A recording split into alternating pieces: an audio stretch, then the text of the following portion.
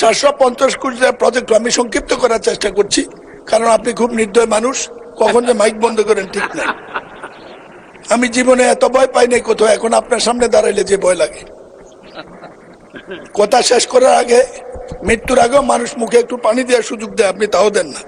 কুমিল্লা 6 থেকে নির্বাচিত মাননীয় সদস্য জনাব মনিরুল হক চৌধুরীকে তার জরুরি জনগুরুত্বপূর্ণ বিষয় মনোযোগ আকর্ষণের নোটিশটি পড়ার জন্য আহ্বান জানাচ্ছি। নোটিশটি পড়বেন। মাননীয় স্পিকার, আমার নোটিশ সড়ক বিভাগ সৃষ্ট কুমিল্লার পদুয়ার বাজারে ঢাকা চট্টগ্রাম মহাসড়ক ও কুমিল্লা মহাসড়কের সংযোগস্থলে সড়ক বিভাগ সৃষ্ট দানবীয় ব্যারিকেড এবং কুমিল্লা পাবলিক টমসন ব্রিজ সহ 7টি স্থানে আন্ডারপাস সার্ভিস লেন নির্মিত নয় স্থানটি একটি মরণ ফাঁদে রূপান্তর হয়েছে, তার প্রতিকার প্রসঙ্গে। মাননীয় স্পিকার, ঢাকা চট্টগ্রাম মহাসড়ক ব্রিটিশ আমল থেকে বাংলাদেশের 1 নম্বর মহাসড়ক। পাকিস্তান আমলেও তাই ছিল, বাংলাদেশ আমলে তো বটেই। দুর্ভাগ্যজনক এই জাতি 2003-04 সালের আগে এই রাস্তাটি কেউ খেয়াল করেনি।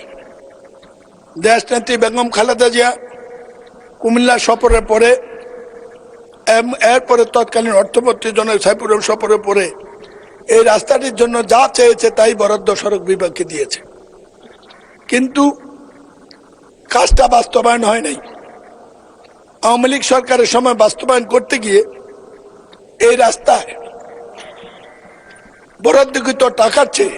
মাননীয় সদস্য, আপনি আগেও সংসদ সদস্য নির্বাচিত হয়েছেন, এই পর্যায়ে আপনি শুধু নোটিশটা পড়বেন, তারপরে যদি বাড়তি কোনো কথা থাকে সম্পূরক প্রশ্নের সময় বলবেন। এখন জাস্ট নোটিশটা অনুগ্রহ করে পড়ে যান। দেশের অর্থনীতি এই সরকার করেনি, 2003 সাল খালি তো করেন। 750 কোটি টাকার প্রজেক্ট আমি সংক্ষিপ্ত করার চেষ্টা করছি, কারণ আপনি খুব নির্দয় মানুষ, কখন যে মাইক বন্ধ করেন ঠিক নাই। আমি জীবনে এত ভয় পাই নাই কোথাও, এখন আপনার সামনে দাঁড়াইলে যে ভয় লাগে। কথা শেষ করার আগে, মৃত্যুর আগেও মানুষ মুখে একটু পানি দেওয়ার সুযোগ দেয়, আপনি তাও দেন না। এই প্রকল্পটি বাস্তবায়ন করতে গিয়ে সরকার, আওয়ামী লীগ সরকার 1700 কোটি টাকা ব্যয়, 17,000 কোটি টাকা ব্যয় করেছে। আজকে মরণ ফাঁদ, একই কারণে ঈদের দিনে এই দুর্ঘটনা। বিরোধীদের নেতা একটা দেখেছেন, এখানে গেটর করছে কয়েক লক্ষ, মারা গেছে 1 লক্ষ লোকের কাছাকাছি। এই পর্যন্ত কিছু হয়নি। আমাদের নতুন যোগাযোগ মন্ত্রী বা সড়ক সেতু মন্ত্রীর সাথে দেখা হয়েছে, আমার মনে হয় তিনি ব্যাপারটা অনুভব করে